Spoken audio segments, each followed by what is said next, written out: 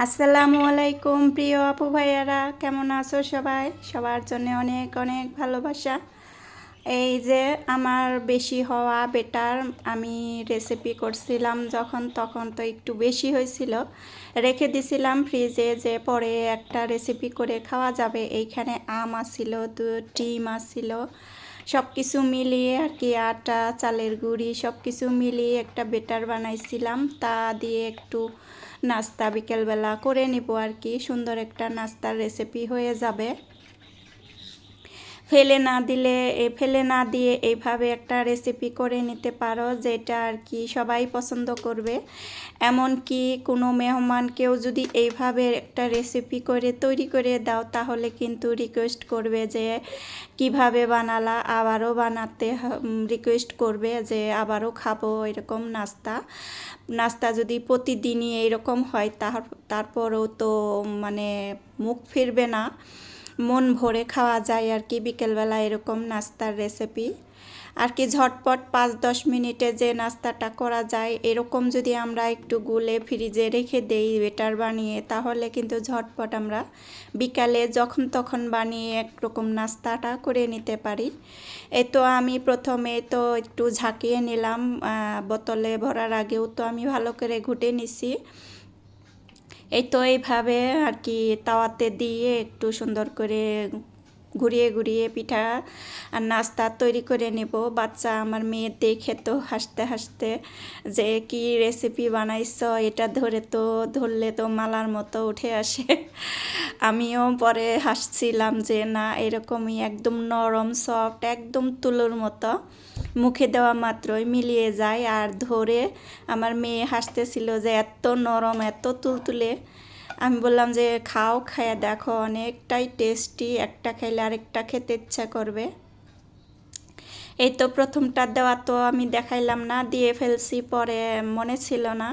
এই তো একটু তেল দিয়ে আমি তাওয়াটা একটু মুছে উঠিয়ে নিব। ফ্রাই প্যানে তেল তো লাগে না বেশি, তারপরেও একটু করে আর কি দেই। আমার এই বোতলের মুখের ছিদ্রটা একটু ছোট হয়েছে, তার জন্য একটু কম কম বেরোয়, এক এক সময় আবার বেশি বের হয়ে যায়। তা কোনো সমস্যা না, সুন্দর করে আর কি ঘুরিয়ে ঘুরিয়ে দিতে পারলে সুন্দরই হয়। এই তো একটু মুখে আটকে গেছিল আর বেরোচ্ছিল না, তারপরে আর দেই নাই। এইভাবেই বানিয়ে নিলাম, সুন্দর একদম, মানে কি বলবো, আর এত সুন্দর লাগলো বানাতে। আমার মনে হলো যে আরও অনেক বানাতে পারবো আমি এই আধা ঘন্টায়, 10-15 মিনিটে অনেক পিঠা বানানো যাবে। আমি তো এটুকু বানালাম আর কি। অনেক সুন্দর একটা রেসিপি, যে কেউ বানাতে পারবে এভাবে। খেতে কিন্তু অসাধারণ লাগে, যে কেউই পছন্দ করবে যে নতুন রেসিপি এইরকম তো দেখি নাই কখনো। আমরা বানাইছি, আমরা মা চাচিরা যখন বানাইছে সিট পিঠা যখন বানাইছে, তখন এই বোতলে করে দেওয়া আমরা বুঝি নাই। এখন তো আবার নতুন ডিজিটাল দেশ হয়েছে বাংলাদেশ, তার জন্য আর কি ডিজিটাল চিন্তাধারাও আমাদের বাংলাদেশের মানুষের মধ্যে, মাথায় অনেক জ্ঞান বুদ্ধি হয়েছে, তার জন্য আর কি। এই তো একটুখানি ছুটে গেছিলো, তার জন্যে আমি আর একটু আর কি বেটার দিয়ে সুন্দর করে একটু লাল লাল করে ভেজে নিছি। আর একটু ঠান্ডা হলে তেমন খুব একটা আর কি মানে নেলিয়ে যাবে না। এই তো একটু মুখে দিলেও যেন বোঝা যায় যে কিছু একটা মুখে দিছি, না হলে তো কম ভাজা হইলে যে একদম মুখে তুলোর মতো লাগে, তেমন একটা বোঝা যায় না যে কি খাইতেছি। এই তো ভাজতে ভাজতে তো সবটাই ভাজা দেখিয়ে দিলাম। এই তো দেখো কতটা সুন্দর হয়েছে, কতটা নরম ও সফট হয়।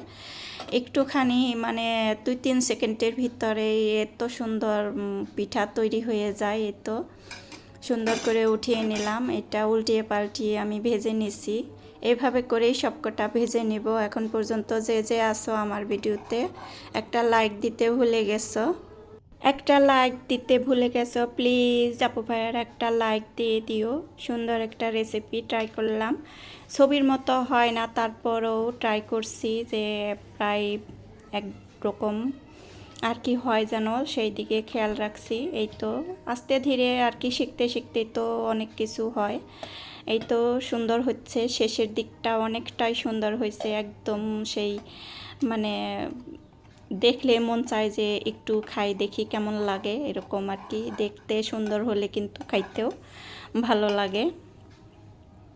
নতুন কোনো আপু ভাইয়ারা হইলে আমার ভিডিওতে থেকে যেতে পারো, সুন্দর একটা কমেন্ট রেখে যাইও, ছোট্ট করে একটা কমেন্ট রেখে যাইও, যাতে তোমার পরিবারে আমি চলে যেতে পারি। এই তো শেষে যে একটা আমি পিঠা দিছি ওইটা আর কি এইভাবে দিই নাই, শেষের টুকু তো বের হচ্ছিল না, এই জন্যে আর কি আমি আর কি বোতল থেকে ঢেলেই দিয়ে দিছি। সুন্দর একটা রেসিপি ট্রাই করলাম।